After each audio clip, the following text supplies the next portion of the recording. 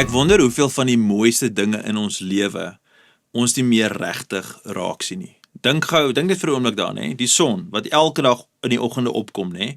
Die maan wat elke aand die hemele verlig, die sterre, die see slaan al vir duisende jare teen die strande vas. Dalk 'n kleinkind wat lag, dalk is dit jou kleinkind wat lag, nê? Of iemand sê vir jou, ek is lief vir jou. 'n Troudag, geboorte van 'n kind. As jy mooi daaroor dink, leef ons elke dag eintlik maar tussen wonderwerke en tog raak ons raak so vinnig gewoond aan hierdie wonderwerke. Ons hou op om op te kyk, ons hou op om stil te staan, te waardeer en in te neem. Ons hou op om om te verwonder. Ek dink dit is maar net deel van menswees. Ons harte het hierdie vermoë om selfs die buitengewoonste dinge met tyd, soos dit aangaan, net as gewoon te begin sien. Dink maar aan 'n troue, nê. Niemand stap tog by 'n troue in met 'n burger in die een hand en 'n selfoon in die ander hand en dan praat hy kliphard met iemand anders hier oor die foon, hè. Nee, dis tog nie hoe iemand daar opdaag nie. Daar's iets wat ons almal verstaan van 'n troue. Ons weet dat hierdie oomblik is anders, dis spesiaal. Hierdie oomblik is 'n oomblik wat my aandag verg. Selfs mense wat nie gelowig is nie, hulle verstaan dit ook. Hulle trek aan, mense trek mooi aan vir 'n troue. Ons wag in afwagting. Hulle staan op wanneer die bruid instap, nê. Mense raak stil. Hulle raak teenwoordig, hulle neem in. Hoekom doen hulle dit? Nee, dis nie net goeie maniere nie. Nee, want hulle besef hier's iets aan die gebeur wat groter is as hulle self. En toe tref hierdie gedagte my. Ek wonder of dit nie soms ook met die nagmaal gebeur nie. Nie omdat ek en jy as gelowige ophou glo het nie, maar omdat vir ons so bekend begin geraak het. En dit raak vir ons so alledaags, so gewoon. Ons weet wanneer die diakens gaan opstaan of wanneer die pastoor die boodskap gaan eindig en sê kom nou na die tafel toe. Ons weet wanneer die brood uitgedeel gaan word en wanneer die beker kom. Ons ken dit eintlik maar as 'n ritueel. Maar die vraag wat ons osself moet vra is, ken ons nog die verwondering van die nagmaal? Ek dink dis die grootste gevaar vir die kerk vandag, is nie dat ons ophou om die nagmaal te gebruik nie. Ek dink meeste kerke gebruik, en sal vir altyd nog die nagmaal gebruik, maar ek dink die grootste gevaar is dat ons dit aanhou gebruik sonder verwondering. Dat iets wat Jesus met soveel liefde vir sy kerk gegee het, vir ons net nog 'n gedeelte van die erediens word. Vandag wil ek jou geliefde, ek wil jou uitnooi om weer saam met my opnuut na die Here se tafel te kyk. Nie net as die brood en die wyn nie, die elemente nie, die simbole nie, maar nie net as die gebruik van ons tyd tot tyd nie, wat ons doen by 'n kerk een keer 'n maand nie, maar as een van die grootste geskenke wat Jesus vir sy kerk gegee het. Want ek glo die nagmaal is baie meer as net 'n sakrament. Dis eintlik vir my soos 'n seremonie. Dis eintlik vir my een van die geestelike ritmes waardeur Jesus ons harte voortdurend terugroep na homself. En miskien is dit presies wat sommige van ons vandag nodig het om te hoor. Nie nuwe inligting oor die nagmaal nie, maar meer verwondering, nuwe verwondering. As ons dan sê dat die nagmaal meer is as net 'n ritueel, dan ontstaan die vraag, waarom het Jesus dan vir ons die nagmaal gegee? Want Jesus het nie sommer op die ingewing van die oomblik brood gebreek en of hierdie was nie net 'n spontane idee nie, dit was 'n doelbewuste, intentionele oomblik. Trouwens, ek is van mening dit het gebeur tydens een van die belangrikste feeste op die Joodse kalender en dit bring gewig aan hierdie oomblik. Dit bring vir ons diepte aan hierdie oomblik. Die fees was die Pasga. Vir bykans 15 eeue lank het Israel jaar na jaar die Pasga gevier. Wat is die Pasga? Dis elke jaar dat hulle onthou hoe God hulle uit Egipte uit verlos het, hoe die bloed van die paaslam aan die deurkosyne gesmeer was, hoe God hulle uit slawerny bevry het. Dit is wat hulle gevier het. En elke jaar het hierdie maaltyd of daardie maaltyd het hulle teruggebring na God se verlossing. Met daardie aand, wanneer Jesus die brood en die wyn vat en hy breek dit, dan kom verander hy eintlik alles. Daai aand saam met sy disippels, hy neem die brood en hy neem die beker en skielik wys hierdie eeueoue fees nie meer terug na Egipte toe nie, dit wys eintlik vorentoe. Dit wys na die kruis. Dis asof Jesus sê, van vandag af, wanneer julle hierdie brood breek en wanneer julle uit hierdie beker drink, onthou my. Dis wat hy sê. Kom lees gou saam met my in Lukas 22 vers 19 tot 20. Toe neem hy die brood, en nadat hy gedank het, breek hy dit en gee dit aan hulle met die woorde, dit is my liggaam wat vir julle gegee word. Gebruik dit tot my gedagtenis. Net so neem hy na die maaltyd ook die beker en sê, hierdie beker is die nuwe verbond, wat deur my bloed beseël word, wat vir julle uitgestort word. Nou hierdie woorde raak my elke keer as ek dit lees. Jesus sê nie, onthou die wonderwerke nie. Hy sê nie, onthou al my preke en al my vergelykings en al die stories wat ek met julle gedoen. Hy sê nie eers, onthou die kruis wat gaan kom nie. Hy sê iets baie besonders. Hy sê, onthou my. Onthou my. Want uiteindelik, dit is die Christelike geloof. Dis waarop dit is gebou op net op 'n gebeurtenis van die kruis, dit is gebou op 'n persoon. Dit is gebou op Jesus Christus. Ja, die kruis is vol sentraal. Ja, die opstanding verander vir ons alles. Maar die brood en die beker, dis nie die middelpunt van die nagmaal nie. Die middelpunt is Jesus. Jesus self.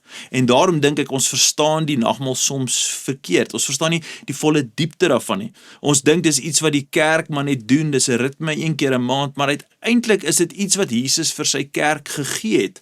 Dis 'n geskenk. Dis 'n ritme, dis 'n genadige uitnodiging tot hierdie ritme. Ek hou daarvan om dit so te sien. God het nog altyd geweet hoe maklik ons as mens gaan vergeet. Hoe maklik ons net kan aangaan met dinge.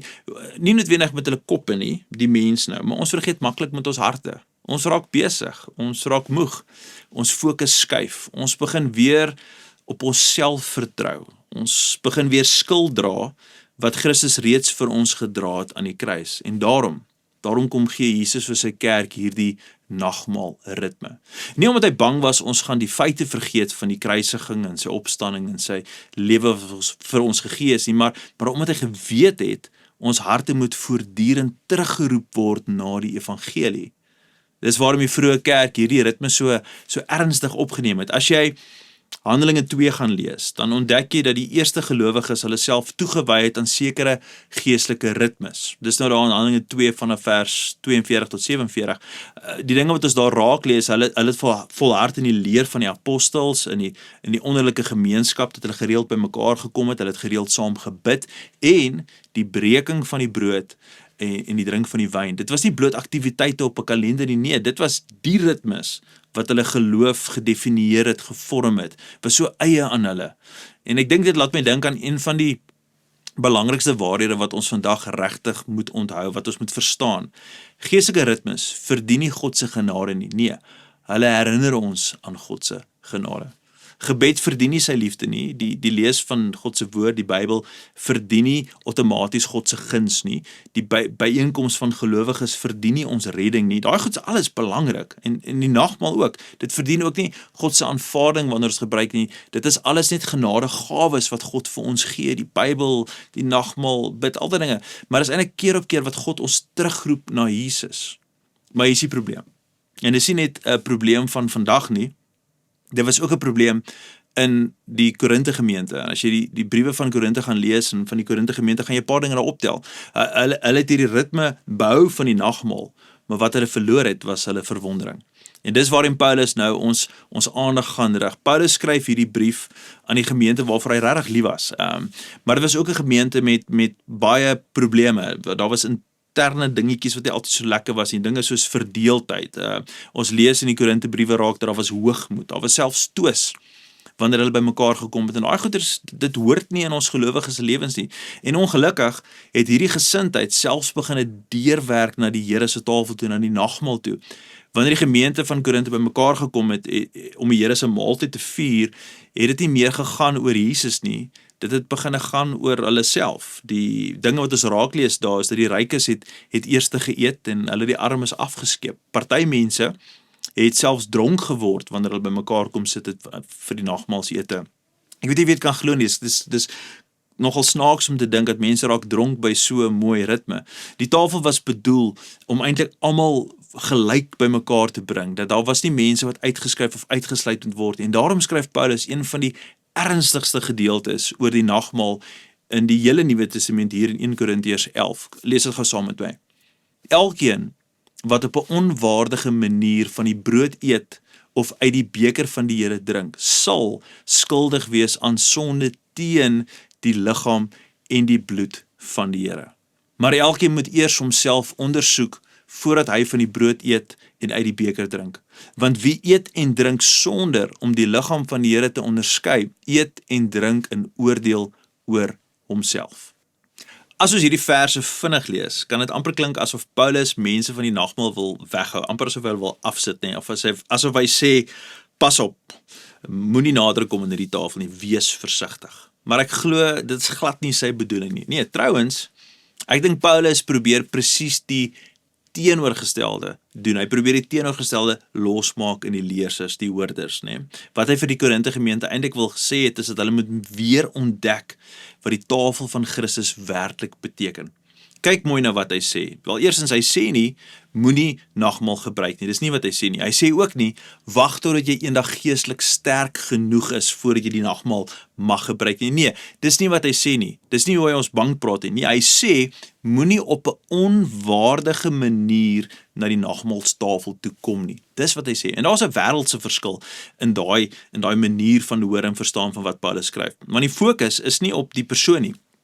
Die fokus is op die manier waarop ons in daai Korinte gemeente, daai individue nader gekom het aan die tafel toe. Met ander woorde, Paulus sê, moenie hierdie tafel soos enige ander tafel behandel nie. Nee, moenie hierdie brood soos gewone brood hanteer nie.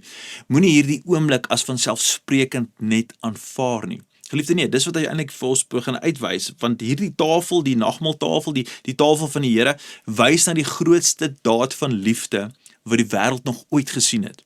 En skielik, dan besef ons, Paulus praat nie eers oor vrees nie. Sien waar hy praat nie. Waar praat hy? Hy praat oor verwondering. Hy praat oor verwondering. Hy roep die gemeente terug na eerbied. Nie omdat God ver is nie, maar omdat God heilig is. En ek dink ons verstaan eerbied soms so maklik verkeerd. Ons dink eerbied beteken, ons moet bang wees.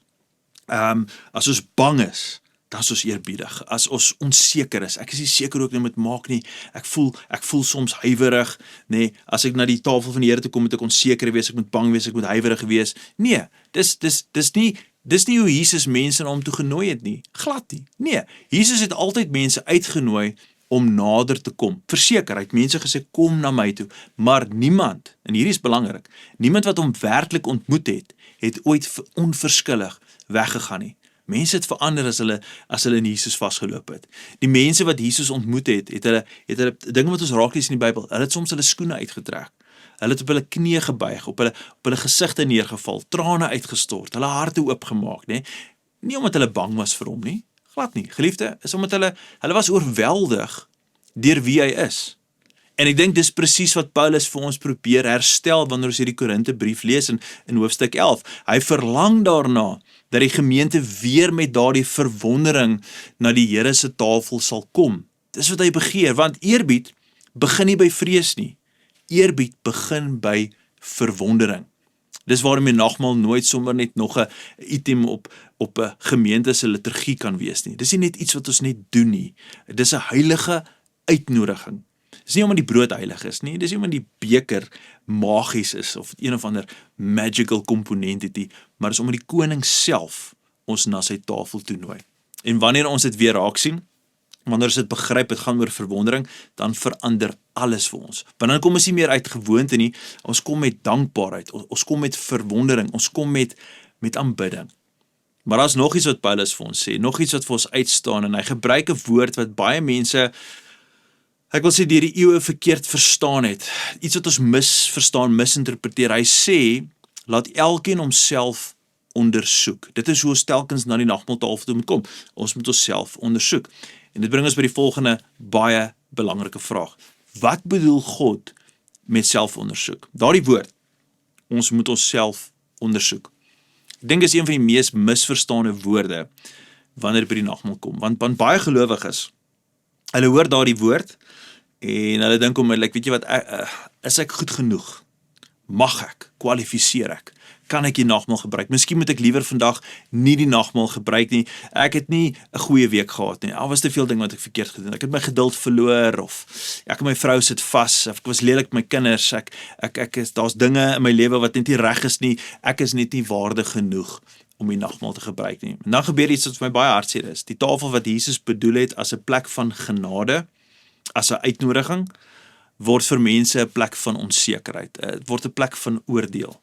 Maar luister mooi na wat Paulus sê. Hy sê nie, word eers waardig nie. Hy sê, laat elkeen homself of haarself ondersoek.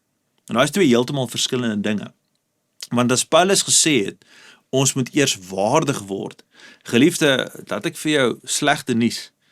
Niemand sou ooit dan by die tafel van die Here kon aangesit het nie. As ons eers moes waardig geword het, dan sal ons net nooit kwalifiseer. Nie ek nie, nie jy nie, nie een van die disippels nie. Nie Petrus, nee, Petrus wat die rots was, die een wat so kragtig die Here gedien met soveel geloof. Nie eers Petrus, hy wat Jesus verloon het, sou gekwalifiseer het nie. Nie Thomas wat getwyfel het nie. Nie Johannes wat later self sou skryf dat ons almal sondig. Dis wat hy vir ons later sê in sy briewe. Niemand sou gekwalifiseer het nie. Die wondere van die evangelie is juis dat Jesus nie volmaakte mense, soos ek en jy, geroep het. Nee, hy het sondaars geroep, gebroke mense, mense wat hom nodig gehad het en nog steeds vandag nodig het. En vandag is dit verseker nog steeds so. Wanneer Jesus jou na sy tafel toe nooi, vir jou en vir my, nooi hy ons nie uit omdat ons alles reg gekry het. Hy nooi ons nie uit omdat ons alles klaar reg gedoen het nie. En ek hoop dit verander vir jou en vir my hoe ons kyk na selfondersoek. Selfondersoek is nie God se manier om mense weg te hou van sy tafel nie. Nee, ek dink dis wat die kerk begin te doen het. Mense, oomies, tannies wat moeilik is en sê, nee, broer, suster, nee. Selfondersoek is God se liefdevolle uitnodiging om niks tussen ons en hom te laat staan nie. Nou, ek hou daarvan om dit so te sien. Wanneer jy soggens, hier's 'n voorbeeld, nee, as jy soggens in die spieël kyk, kyk jy nie om ander mens, jy kyk dalk in die spieël en dink jy, so jy kyk nie om 'n ander mens te word nie. Jy kyk sodat jy kan sien wat nou aandag nodig het. Jy staan op, jou hare is die mekaar, nee, jou gesig is vol slaap. So jy maak jou gesig skoon, jy kam jou hare, jy sorg dat alles net so prim en proper lyk. Jy maak seker, nie omdat die spieël jou veroordeel nie, nee, maar omdat dit daar is om jou te help om jouself eerlik en akkuraat te kan sien. Dis waarvoor 'n spieël daar is. En ek dink dis presies wat Paulus bedoel het wanneer hy hierdie vir ons skryf. Jy sien, die Here vra ons om eerlik in ons harte te kyk. Hy wil graag hê ons moet eerlik na hom toe kom. Hy wil kyk, is daar sonde? Hy wil hê ek en jy moet kyk, is daar sonde wat ons moet bely? Is daar dalk bitterheid wat ek moet los? Is daar iemand wat ek moet vergewe? Vertrou ek nog op Jesus? Hy vraag, vertrou ek nog op Jesus of vertrou ek eintlik maar net weer op myself? Geliefde, hierdie vraag bepaal nie of Jesus my liefhet nie, maar omdat liefde altyd my na eerlikheid toe nooi, eerlikheid toe lei. Dit is wat gebeur wanneer ons selfondersoek doen, dan raak ons eerlik. Ek dink dis een van die mooiste dinge van die nagmaal. Elke keer wanneer ons aan die tafel kom, ontmoet ons nie net 'n verlosser wat wag om ons weg te wys nie. Nee, ons ontmoet 'n verlosser wat reeds sy lewe gegee het, sodat ons nader kan kom. En daarom wil ek hê, jy moet hierdie waarheid hoor. Miskien meer as enigiets anders, hoop ek regtig hierdie staan vir jou uit soos 'n paal bo water. God vra nie dat jy volmaak na sy tafel toe moet kom nie. Hy nooi jou om eerlik na hom toe te kom. Bring jou vrese, bring jou worsteling, bring jou sonde, bring jou dankbaarheid, bring jou trane, bring jou vreugde, bring alles, moet net niks wegsteek nie. Onthou, geliefde, Jesus ken jou hart. Hy weet presies wie jy is, hy weet alles van jou. Jy moet al daai alles, jy moet dit bring na Jesus. Want dis presies waarvoor die tafel bedoel is. En wanneer ons so na die tafel toe kom, dan gebeur daar nog iets absoluut besonders. Ons ontdek dat ons nie alleen daar sit nie. Ons is nooit alleen by die nagmaaltafel nie. Ons sit saam met broers en susters. En dan die belangrikste, die mooiste, in verwondering sit ons saam met Christus. Maar miskien vergeet ons nog een ding. Ons praat maklik van die brood, ons praat van die beker, ons praat van die kruis, ons praat van vergifnis, en al die goeders is belangrik, en dit is alles waar, en wanneer ons na die nagmaaltafel toe kom, behoort al die dinge deur jou gedagtes te gaan. Maar soms vergeet ons die eenvoudigste waarheid van alles. Ons vergeet wie is die een wat ons genooi het. Wie is daai persoon? Dit is Jesus, die Seun van God, die een wat hemel verlaat het om tussen mense te kom woon, die een wat siek is aangeraak het, die een wat sondaars vergewe, die een wat die dood oorwin het. En dit is hy wat vandag vir jou sê, kom sit saam met my. Ek dink ons lees soms te vinnig oor daardie oomblik toe Jesus saam met sy disippels aan tafel gesit het. Ons lees dit en ons dink net vinnig daaroor, maar vir hulle was dit nie net nog geëte nie. Geliefde, daai aand wat die disippels saam met Jesus sit, dit was gemeenskap. Dit was nabyheid, dit was intimiteit, dit was vriendskap, dit was absolute liefde. En vandag dieselfde Jesus, nog steeds nooi hy ons as sy kinders na sy tafel toe. Nie omdat hy iets by ons nodig het nie. Daar is bitter min wat ons kan bring na Jesus toe. Maar omdat hy wil hê, ons moet net by hom wees. Dis wat hy begeer, is dat ons by hom moet wees. Ek hoop dit is vir jou merkwaardig. Ek hoop jy begryp dat die koning van die hemel en die aarde nooi gewone mense soos ek en jy om saam met hom aan tafel te sit. Nie omdat ons belangrik is nie, verseker nie.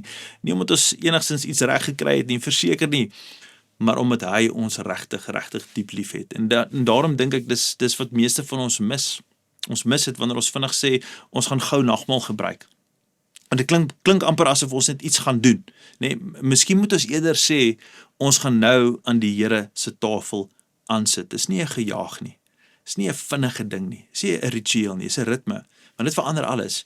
Jy jaag nie na die tafel toe nie. Jy gaan sit, jy word stil, jy luister, jy bid, jy verwonder. Jy geniet die gemeenskap van ander gelowiges, jy geniet die gemeenskap van ons gasheer, jy waardeer die gasheer. En dis presies wat Jesus vandag vir ons gee. Hy gee nie net vir ons brood nie, hy gee nie net vir ons 'n beker nie, hy gee homself. Dis wat hy gee. En dis waarom hierdie tafel so absoluut kosbaar is. Hier onthou ons weer sy liefde, ons onthou weer sy genade, hier onthou ons weer dat ons is nie alleen nie. Hier sit ons saam as een geestelike familie. Hierom moet ons weer die een wat gesê het, doen dit tot my gedagtenis. En miskien is dit vandag alwaarvoor die Here jou nooi. Nie om meer te weet nie, nie meer inligting nie, nie meer teologie nie, nie om meer te weet nie, maar om beter, of om nie om beter te probeer wees nie, maar hy kom na ons en hy sê, kom sit net by my, kom wees net hier by my, kom verwonder net weer, kom onthou net weer, kom maak weer net jou hart op hier by my, want geliefde, dit is wat die geestelike ritmes doen. Geestelike ritmes verdien nie God se genade nie, hulle herinner ons aan God se genade. Ek hoop dit maak vir jou sin, en daarom wanneer ons nou na die tafel van die Here toe kom, ek wil jou uitdaag, ek wil jou uitnooi, moenie hastig wees nie, moenie dink aan wat jy nog vandag moet doen nie, moenie net nog 'n nagmaal wees nie, ek wil jy moet, as jy na die nagmaaltafel toe kom, ek wil jy moet weer kyk na die brood, kyk na die beker, maar veral, kyk na Jesus, kyk na hom in verwondering, verwonder jou weer oor sy liefde, oor sy genade, verwonder jou weer dat die koning van die heelal jou uitnooi om aan sy tafel te kom sit. En wanneer jy vandag die brood neem en uit die beker uit drink, onthou nie net wat Jesus vir jou gedoen het nie, kom ons onthou hom, kom ons onthou wie hy is. Ek wil jy moet opnuut weer daai uitnodiging ontvang, daai uitnodiging wat hy sê, kom sit naby my, kom wees by my, kom sit hier by my en onthou my. Geliefde, ek preek vandag oor nagmaal en by Beleef, waar ons in persoon is, gaan ons tafels wat reg is, en op hierdie oomblik nooi ek mense dan uit om saam met ons die nagmaal te gebruik, en as jy nou vandag hierdie boodskap luister, en jy het nou nie geweet as 'n nagmaal preek nie, wil ek jou uitdaag om te gaan na hierdie boodskap, en vir jou 'n sappie te gooi, 'n kelkie brood te vat, en net te stop, te verwonder, te bely, te onthou. Doen die nagmaal vandag. Stuur die boodskap dalk ook aan vir iemand anders wat moet hoor waar die nagmaal regtig gaan, dat dit gaan oor verwondering. Ek hoop werklik vandag en elke keer vorentoe, wanneer jy die nagmaal gaan gebruik, dat jy sal kom in verwondering, dat jy sal kom na die tafel toe wat 'n uitnodiging is. Dit is nie 'n plek van verwerping of 'n oordeelslas wat op ons gelaai word nie, inteendeel. Dis Jesus Christus self wat sê, kom, en hy jaag niemand weg nie, maar onthou ook, dat wanneer ons by hom is en by hom tyd spandeer en ons is in sy teenwoordigheid, soos die Bybel vir ons leer, niemand wat werklik Jesus raak gesien het en beleef het, en hom verstaan het vir wie hy is, het ooit dieselfde weggestap nie. En mag ons elke keer, wanneer ons die nagmaal gebruik, nooit dieselfde wegstap nie. Kom ons bid saam. Vader, vandag, waar so baie gemeentes, tipies in die eerste naweek van die maand, stilstaan rondom die nagmaal, en ons ook vandag stilstaan rondom die nagmaal, is my gebed dat ons in absolute verwondering na U toe sal kom. Mag ons nie wegskram, bang wees of angstig wees wanneer ons kyk na die nagmaaltafel nie. Mag ons nie net vaskyk in die beker en die brood nie, maar dis simbole, dis elemente wat ons herinner aan die verwondering van God se getrouheid en sy goedheid reg deur die heilsgeskiedenis van die mens. Maar ook vandag, wanneer ons die tafel aansit, weet ons, U self nooi ons uit. U is die groot gasheer, U is die eregas. Mag ons vandag in verwondering by U stil staan. Dis my kosbare gebed in die mooi naam van Jesus. Amen en amen. Geliefde, gaan maak vir die elemente reg van die nagmaal. Kry jou familie bymekaar en gebruik die nagmaal vandag. Gaan in vrede. Totsiens.